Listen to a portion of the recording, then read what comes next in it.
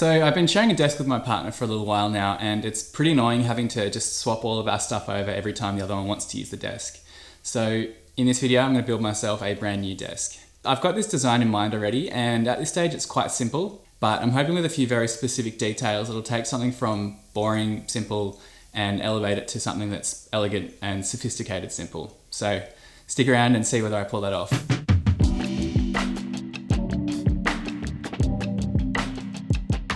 So first things first is to get started on the legs and the side rails. And that begins with cutting these big chunks of Victorian ash down into smaller leg-sized pieces.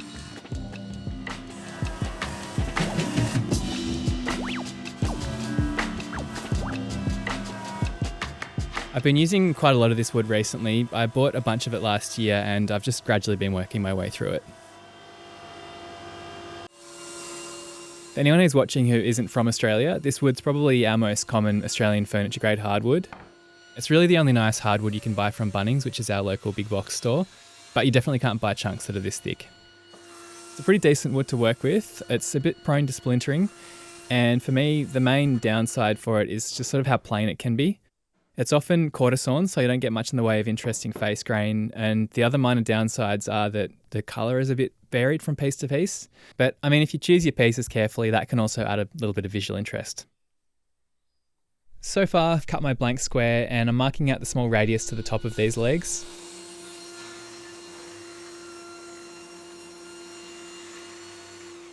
I'm doing the bulk of the cut here at the table saw, turning the saw off, pulling it out, rotating it 90 degrees and doing the other side.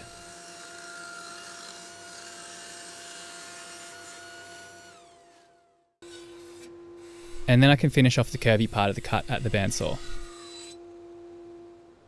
I'm taping on the offcut here so that when I cut the second part of this leg off, it's got something to lean on and it remains parallel to the table. I'm doing a little bit of cleanup here at the spindle sander, but the majority of the rounding will happen once I've connected this leg to the stretcher. And these are those side stretchers which I'm cutting here.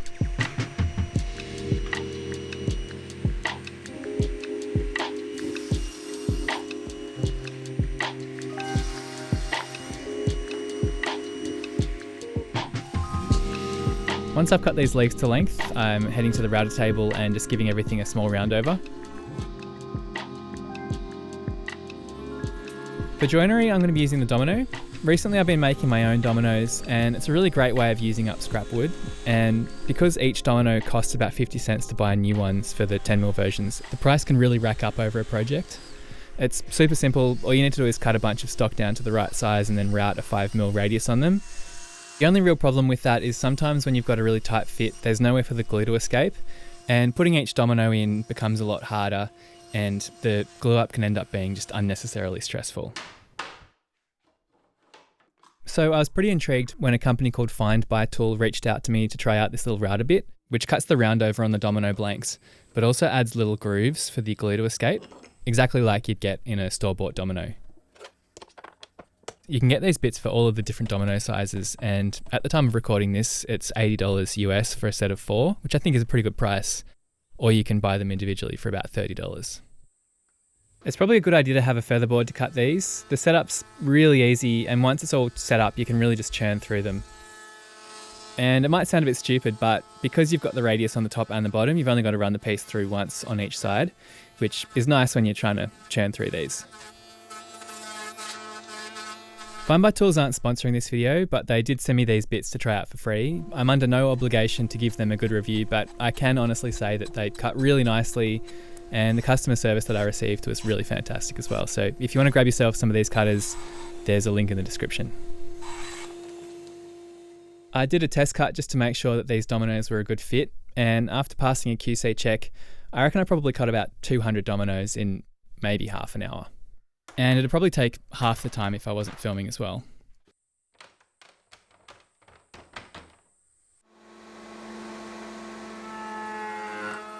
So back to the side rails, I'm adding a large round over here that's going to flow into a small round over that's on the legs. This is a detail that I wanted to try for a little while. I could sort of imagine what it looked like in my head, but I couldn't fully visualize it, if that makes sense. So I did a small mock-up and really liked the way it looked, so I'm going to be doing that on this desk.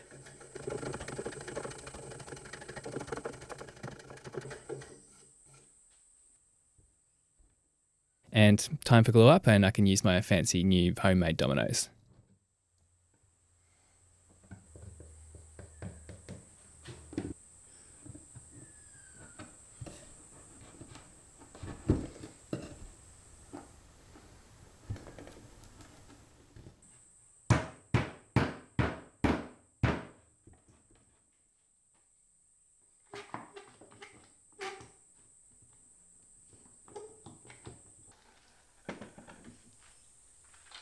Once that had finished drying, I could crack out one of my favourite tools, which is this little adorable Japanese rasp.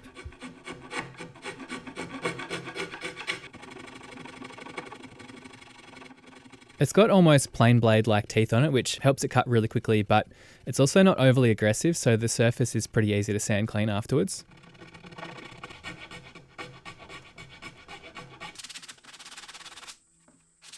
Moving on to the front and the back rails now. I'm going to build the front rail in a way that integrates the draw as though the grain is running continually across the whole front.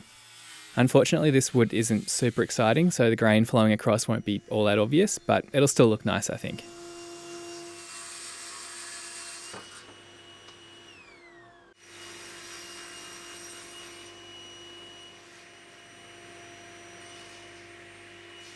I'm cutting the front rail a little bit longer than the back rail, as when I remove the draw front from that front rail, I don't want the reveals to be too wide, and the kerf of my saw blade is about 3mm, and I only really want that reveal to be maybe 1mm.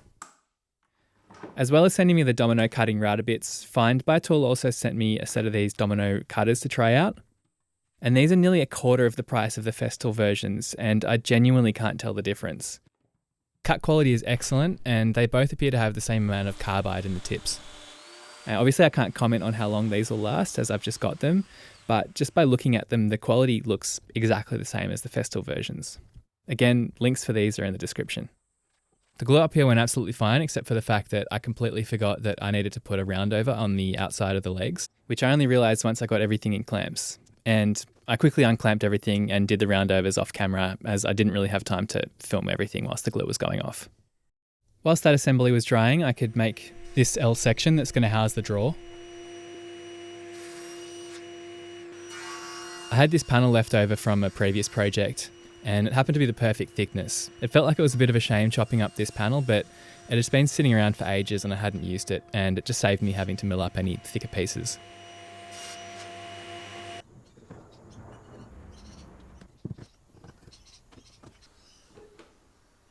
And it should probably go without saying, but I was really careful throughout this whole build just to make sure that all my parts are nice and square.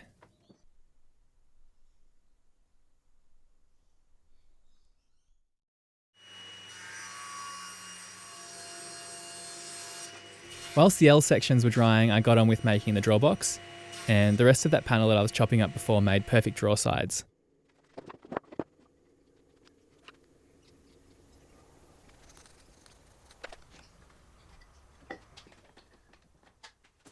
My draw construction is a pretty simple one. It's just a rabbet joint with the sides slotting into that rabbet. Or rebate, not sure which one it's actually meant to be.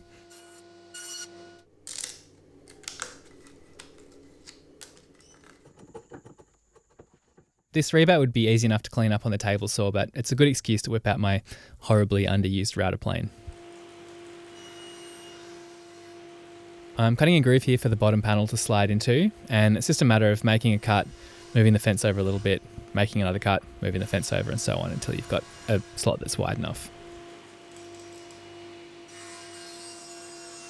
And here I'm cutting the back panel out.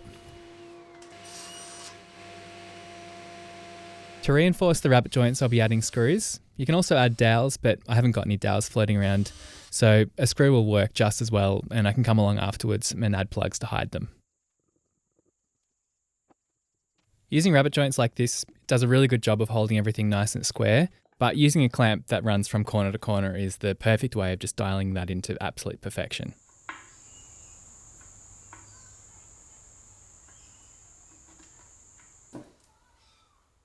Moving back to the main table, I get on with attaching these front parts to the legs.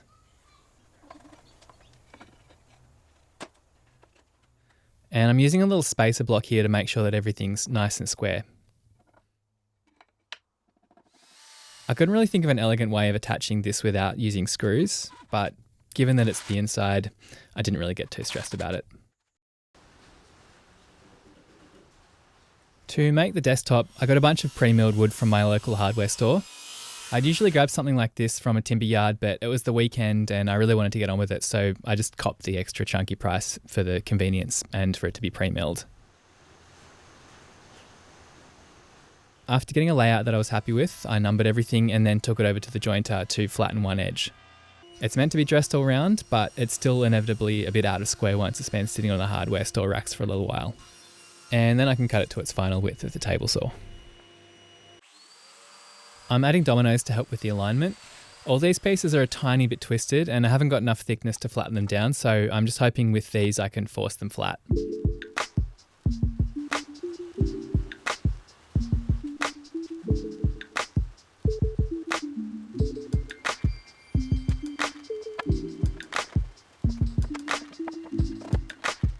I also use these clamping coals, which do a really great job at making sure my panels come out nice and flat.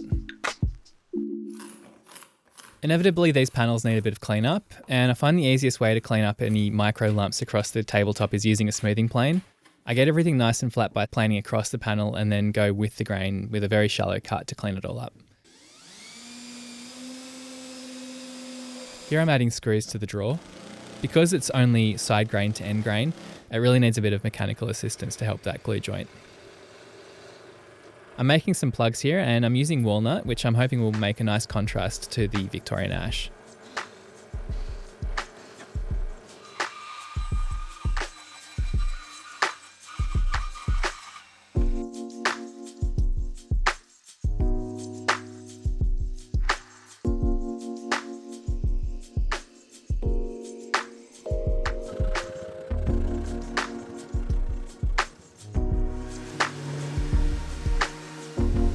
And I'm just popping a bit of water on here because I'm impatient to know what it looks like with some oil. I'd already done all of the shaping on the sides of the legs, but I needed to come back and hit the fronts now that those front panels were attached.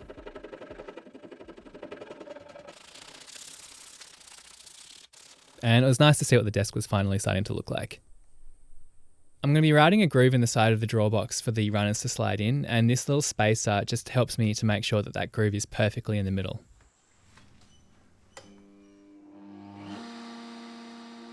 I've always found this kind of cut burns when it reaches the end, so I made sure that the bit was nice and clean, and I also ran the router as slowly as I could. And it might look like the sawdust is affecting the stop block here, but I made sure that both sides cut as deeply as each other. Here I'm cutting the runners for the drawer to slide on. And after making sure it was a good fit, I also made sure that they were a good width so that there was a bit of friction when they were in the drawer box, but that it was going to be able to slide freely. I had this washer that was the same diameter as the runner groove, so I traced that onto the runner itself and rounded it over at the spindle sander.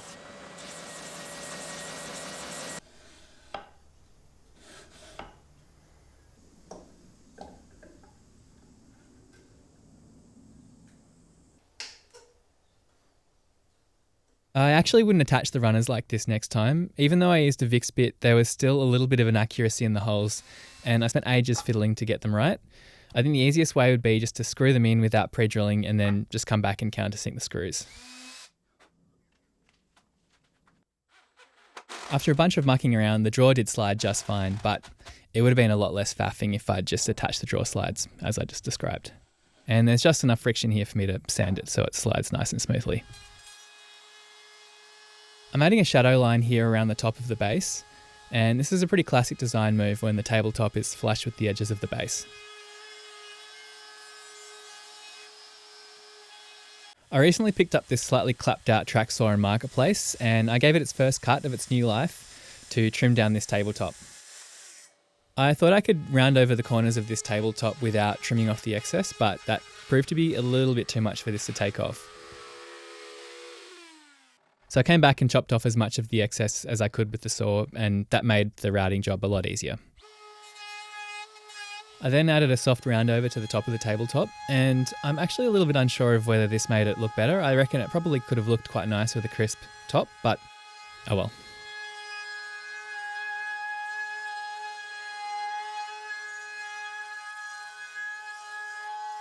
I'm using this soft foam interface pad on my sander, and that just really helps to sand the round surfaces a bit more gently.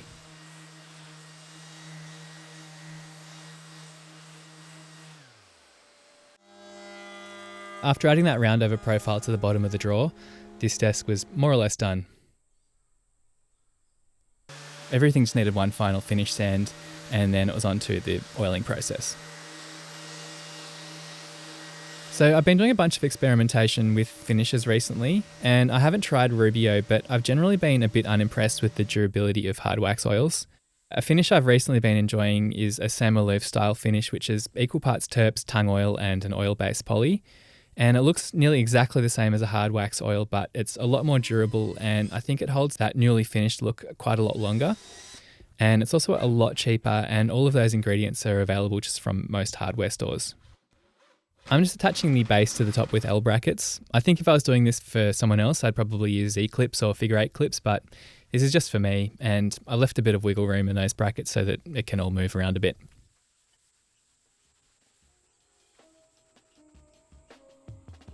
After applying 3 coats of the oil finish to the top, I'm using an abrasive pad to buff in a beeswax polish.